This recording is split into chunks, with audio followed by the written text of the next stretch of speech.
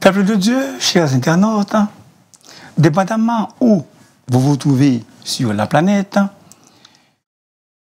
je vous salue dans le précieux nom de notre Seigneur et Sauveur Jésus-Christ. Nous allons considérer ensemble la parole de Dieu dans Galates chapitre 1er, versets 6 à 9. Et je fais la lecture.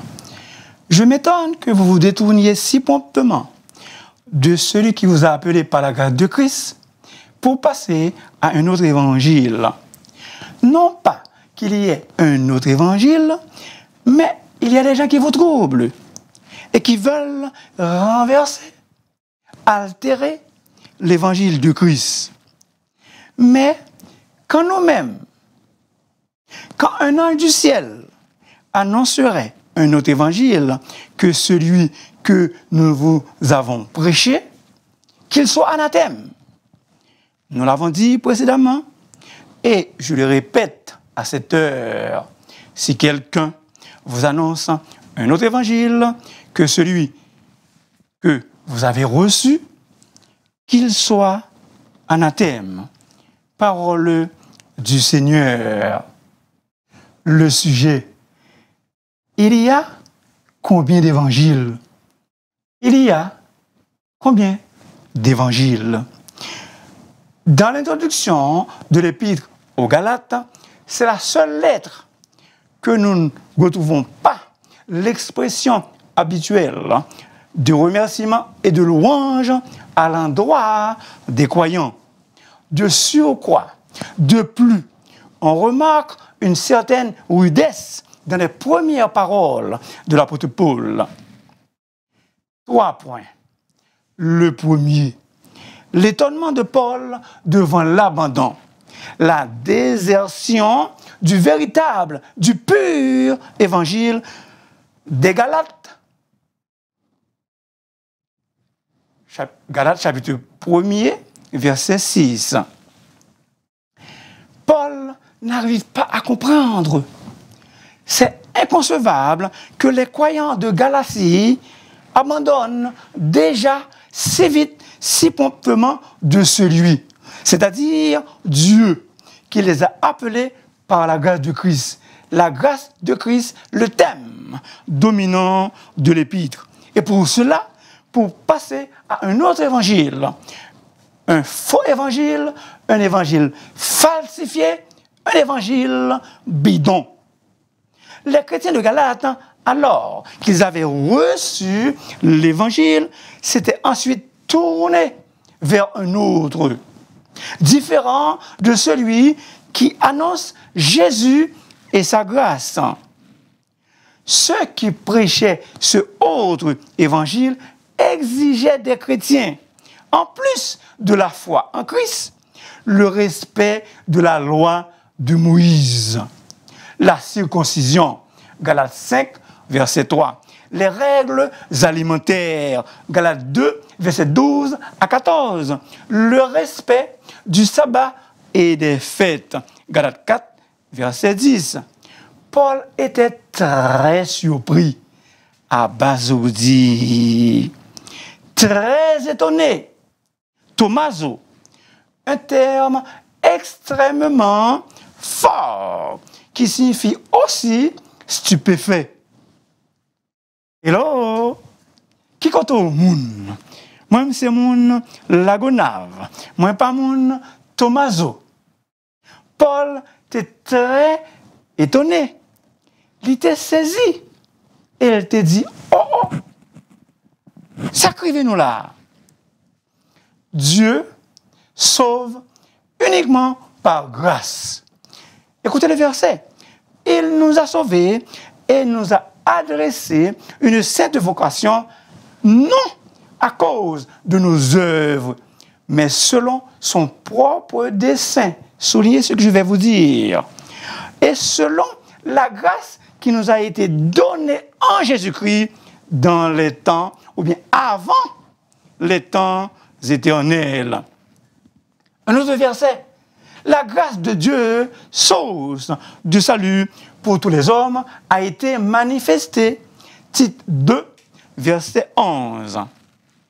Chers internautes, Peuple de Dieu, notre salut dépend uniquement et entièrement de la grâce. Et du début jusqu'à la fin de la vie chrétienne, tout est grâce. Donc, un verset que vous connaissez, j'imagine. C'est par la grâce que vous êtes sauvés, par le moyen de la foi.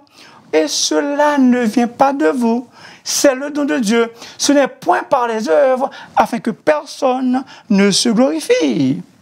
Éphésiens 2, versets 8 et 9. La grâce, pierre de touche de l'évangile. La grâce, pierre de touche de l'évangile. L'évangile que nous vous prêchons par la grâce de Dieu est aussi un évangile de paix et d'amour. Le salut est par la grâce seule. La grâce seule, sola gratia. Par la foi seule, sola fide, sans l'adjonction, sans l'addition d'aucune œuvre, ni d'aucun mérite. Le salut nous est accordé exclusivement par la grâce seule et nullement par nos bonnes œuvres. Bref, Dieu nous sauve sans aucun égard aux œuvres. Dieu nous sauve sans aucun égard aux œuvres. Car le péché imprègne même nos meilleures actions, nos meilleures pensées. Mon cher ami, je t'en supplie, pour l'amour du ciel, d'accepter le Christ. Parce que ton salut doit provenir de la grâce souveraine de Dieu et d'elle seule. Il te faut recevoir le salut complètement des mains de la miséricorde divine. Jésus est prêt à te recevoir tel que tu es. Chose impossible, totalement impossible de gagner ton salut par la seule assistance de tes mérites.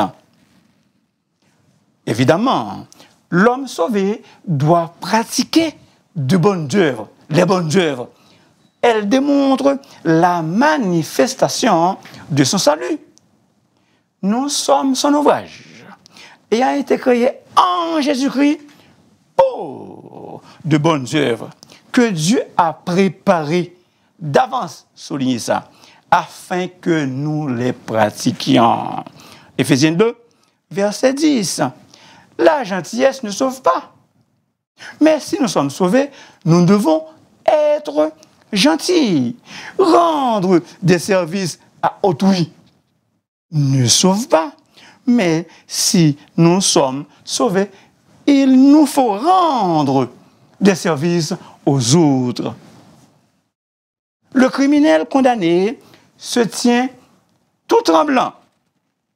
De son trône, Dieu envoie son messager pour lui apprendre qu'il est prêt à l'accueillir, ou bien à accueillir tous les pécheurs et à leur pardonner. Je veux bien, réplique l'homme, mais laissez-moi faire quelque chose pour gagner ce pardon.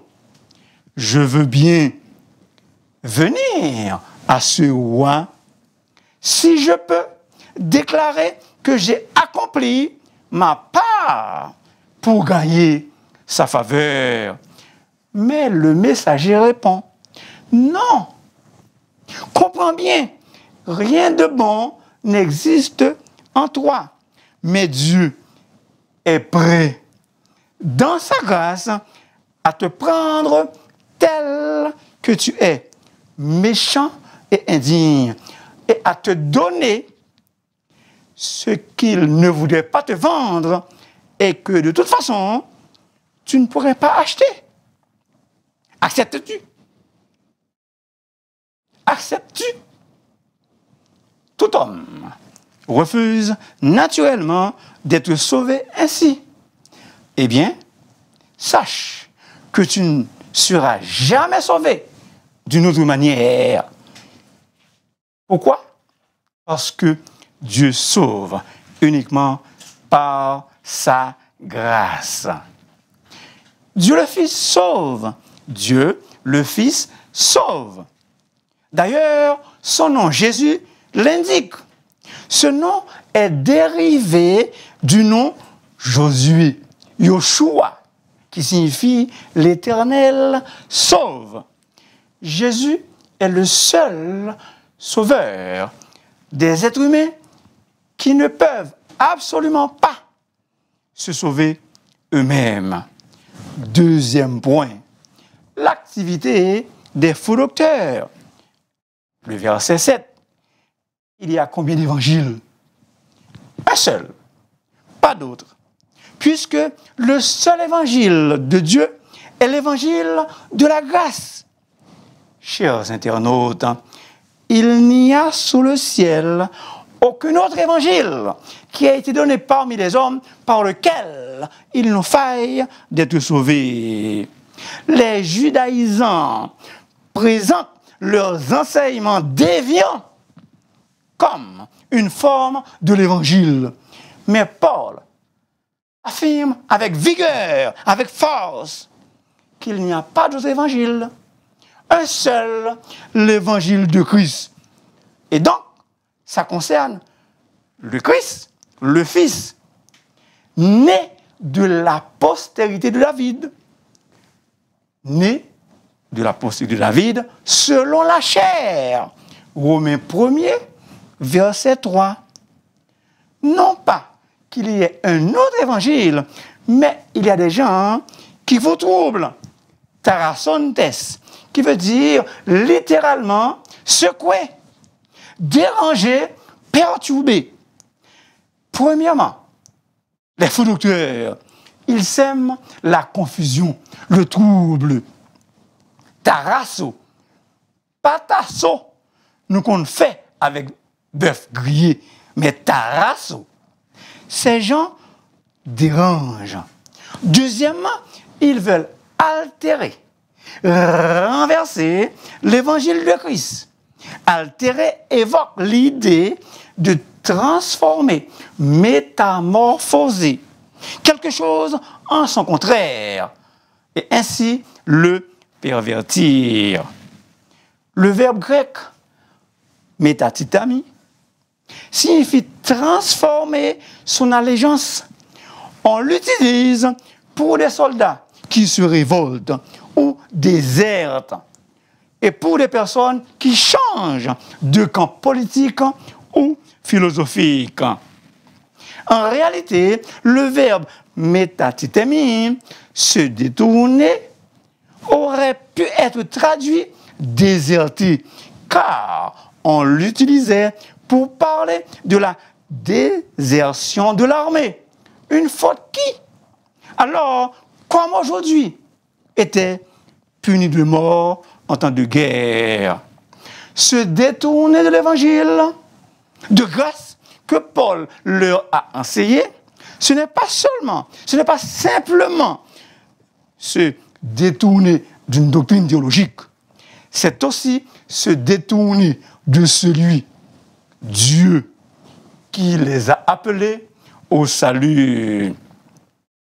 En d'autres termes, le christianisme, la théologie et l'expérience, la doctrine et la vie sont liés ensemble et ne sauraient jamais être séparés. Peuple de Dieu, vous et moi, prenons garde de ne pas se détourner de façon si rapide, si téméraire de Jésus. De ne pas se détourner si rapide, si téméraire du véritable évangile. Il est impossible d'abandonner la grâce sans abandonner le Seigneur. C'est pourquoi Paul exhorte Timothée en lui disant « Toi donc, mon enfant, fortifie-toi dans la grâce qui est en Jésus-Christ. Mon frère, ma sœur, dans un autre ordre d'idée, si tu es découragé et affaibli, fortifie-toi dans la grâce qui est en Jésus-Christ. Si tu es découragé et affaibli, fortifie-toi dans la grâce qui est en Jésus-Christ. Donc, deux activités des docteurs. Ils sèment le trouble, la confusion. Ils transforment l'évangile en son contraire. Ils le pervertissent. Maintenant, s'il vous plaît, j'ai besoin de votre attention grandement. Et voici ce témoignage. C'est que Dieu nous a donné la vie éternelle. Et que cette vie est dans son Fils. Soulignez ça. Et que cette vie est dans son Fils. Peuple de Dieu, chers internautes, en dehors de Jésus, il n'y a pas la vie éternelle. En dehors de Jésus, il n'y a pas la vie éternelle, mais la mort éternelle. Écoutez bien, s'il vous plaît, les versets. Celui qui a le Fils a la vie. Celui qui n'a pas le Fils de Dieu n'a pas la vie. 1 Jean 5, versets 11 et 12. Je vous ai écrit ces choses afin que vous sachiez que vous avez la vie éternelle. Vous qui croyez au nom du Fils de Dieu, je reprends. Vous qui croyez au nom du Fils de Dieu. Verset 13. Ce sont ceux qui croient au nom du Fils de Dieu qui ont la vie éternelle. Très important ce que je vais vous dire. Encore, c'est la Bible, la parole de Dieu. En vérité, nul ne peut être sauvé s'il ne croit en Christ. Pas de monde qui est capable de sauver si on ne croit pas en Christ. Car il n'existe aucun salut en dehors de Jésus lui-même. Jean 14 et le verset 6. Ce n'est pas votre serviteur qui le dit. C'est la Bible, la parole infaillible et inéluctable de Dieu. Une parole inhérente, sans erreur. Écoutez encore les versets, s'il vous plaît. Ce n'est pas Pasteur Lionel, ce sont les versets. Les versets. Nous savons aussi que le Fils de Dieu est venu et qu'il nous a donné l'intelligence pour connaître le véritable. 1. Et nous sommes dans le véritable. 2. En son Fils, Jésus-Christ. C'est lui, le Dieu véritable. 3. Et la vie éternelle. 1 Jean 5, verset 20. La vie éternelle, c'est qu'ils te connaissent, toi, Jésus, le seul vrai Dieu, et celui que tu as envoyé. Parce que Dieu, Jésus, Père, Fils, la même chose, les mêmes personnes. Jean 17, verset 3. Dans 1 Jean, chapitre 5, verset 20, l'emploi triple que Jean fait du mot grec alétinos, véritable, insiste sur l'importance de comprendre la vérité au sein d'un monde rempli des mensonges de Satan. Bien-aimés, peuple de Dieu, vous qui m'écoutez, n'ajoutez pas foi à tout esprit. Pas quoi dans tout esprit, pas quoi dans toute bagaille, pas quoi dans tout ça, monde dit nous. N'ajoutez pas foi à tout esprit, mais éprouvez-les pour savoir s'ils sont de Dieu. Car plusieurs faux prophètes sont venus dans le monde. 1 Jean chapitre 4, verset 1er. Frères et sœurs bien-aimés, un autre, mise en garde, cette fois-ci contre les dissidents, les faux docteurs, comme dans notre texte. Il y en a qui vont vous dire que Jésus-Christ n'est pas Dieu. Il ne faut pas ni les accueillir, ni les écouter, car Dieu lui-même les a rejetés. Plusieurs, le verset, plusieurs séducteurs sont venus dans le monde et ne déclarent pas publiquement que Jésus est venu en chair. Celui qui est tel, c'est le séducteur, l'antéchrist. Est-ce que vous êtes là? Est-ce que vous êtes avec moi? Peuple de Dieu, si quelqu'un vient à vous et n'apporte pas cette doctrine, ne le recevez pas dans votre maison. Car celui qui dit « salut » participe à ses mauvaises œuvres. 2 Jean 7, 10 et 11. Étant fils de Dieu, Christ est Dieu lui-même, doué de perfections infinies, procédant de son essence divine. Jean 1, versets 1 à 14. Jésus a déclaré son égalité à Dieu le Père. Jean 5, versets 17 à 25. Jésus a revendiqué le titre de fils de Dieu. Tous dire, écoutez bien le verset, tous dire que tu es donc le fils de Dieu. Luc 22, verset 70. C'est une question qui exige absolument une réponse personnelle. Et Jésus le répondit.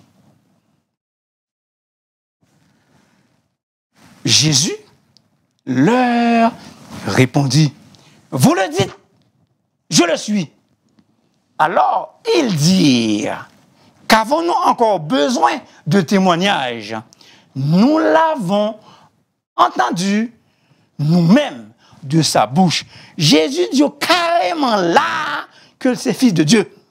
Il est Dieu.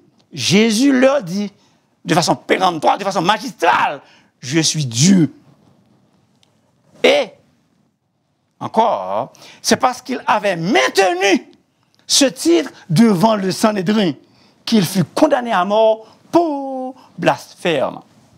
Matthieu 26, versets 63 à 66. Les apôtres aussi prêchaient que Jésus est le Fils de Dieu. Galates 2, verset 20. Le droit à une telle appellation, le droit à une telle appellation lui avait été confirmé par la descente du Saint-Esprit lors de son baptême. Et le Père Céleste y avait ajouté un témoignage audible, c'est-à-dire un témoignage que tout le monde entend. Le verset, et voici, une voix fit entendre des cieux. Celui-ci est mon fils bien-aimé, en qui j'ai mis toute mon affection.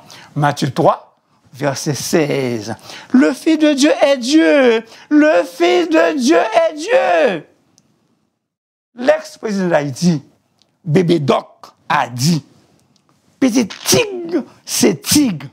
Ipso facto, le Fils de Dieu est Dieu, de manière irréfutable et incontestable. C'est pourquoi je vous ai dit que vous mourrez dans vos péchés. C'est pourquoi je vous ai dit que vous mourrez dans vos péchés. Car si vous ne croyez pas ce que je suis, vous mourrez dans vos péchés. Jean 8, verset 24. Ceux qui ne croient pas que Jésus est Dieu mourront dans leurs péchés. Je ne juge personne. C'est la Bible, c'est la parole de Dieu. Un éternel printemps dans mon cœur. Un éternel printemps dans mon cœur. Voyant arriver la mort, le poète français Victor Hugo, l'un des importants, ou si vous voulez, l'un des plus importants écrivains de la langue française, a dit « L'hiver est sur ma tête, mais un éternel printemps est dans mon cœur. Quand je serai dans la tombe, je ne mourrai pas. Je ne pourrai pas dire « j'ai fini ma vie ». Le travail de ma journée recommencera le lendemain, le matin suivant. La tombe n'est pas une vallée aveugle, elle est une voie de communication. Elle se ferme sur un crépuscule pour s'ouvrir avec l'aurore. Je reprends. La tombe ne se ferme sur un crépuscule pour s'ouvrir avec l'aurore.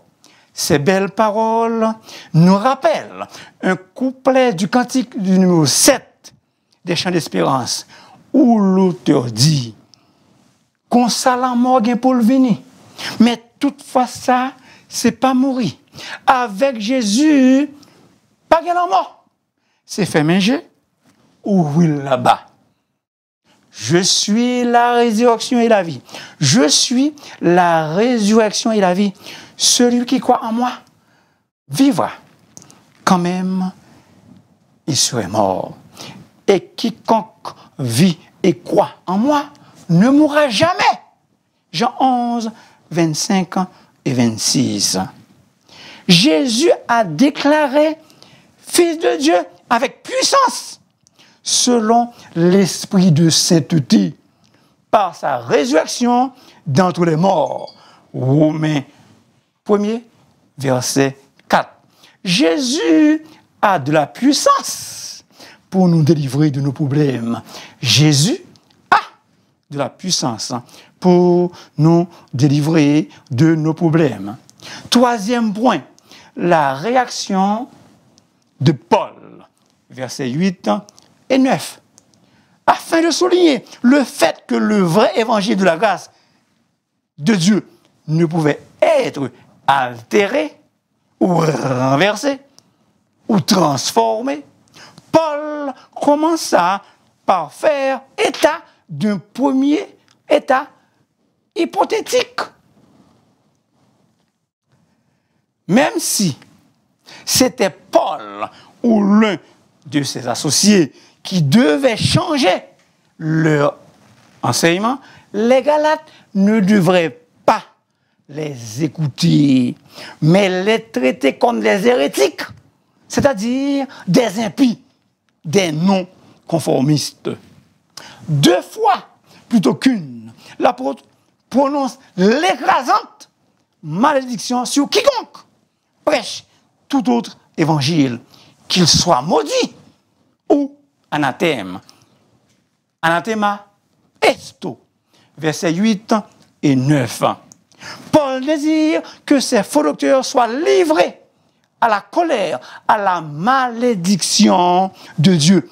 Il exprime que le jugement de Dieu tombe sur eux. Anathema. Dans la Septante, l'Ancien Testament grec, ce mot exprime l'interdiction divine, la malédiction de Dieu qui reposait sur quiconque était voué à la destruction. En vérité, être anathème, c'est être voué à la destruction éternelle des âmes. Et dans Josué, chapitre 6, l'histoire d'Acan en est un bon exemple. Dieu affirma que le butin pris aux Cananéens était sous son interdiction, voué à la destruction. Mais Acan en a dérobé une partie et garda pour lui ce qui aurait dû être détruit. Peuple de Dieu, nous ne devons ni déformer l'évangile comme les judaïsants, ni l'abandonner comme les Galates, mais chercher à nous conformer, à conformer notre vie à l'évangile et à le communiquer à autrui. Pour clore, je déclare que la bénédiction de l'Éternel tombe et repose sur vous en abondance. Je déclare que le bonheur et la grâce de l'Éternel vous accompagnent tous les jours de votre vie dans toutes vos entreprises. Merci beaucoup de m'avoir écouté. S'il vous plaît, n'oubliez pas de vous abonner, car la voix du serviteur est votre émission. Et si vous voulez me parler, vous pouvez m'appeler dans le 514-571-2196. Que Dieu vous bénisse richement et abondamment. Que Dieu vous bénisse richement et abondamment.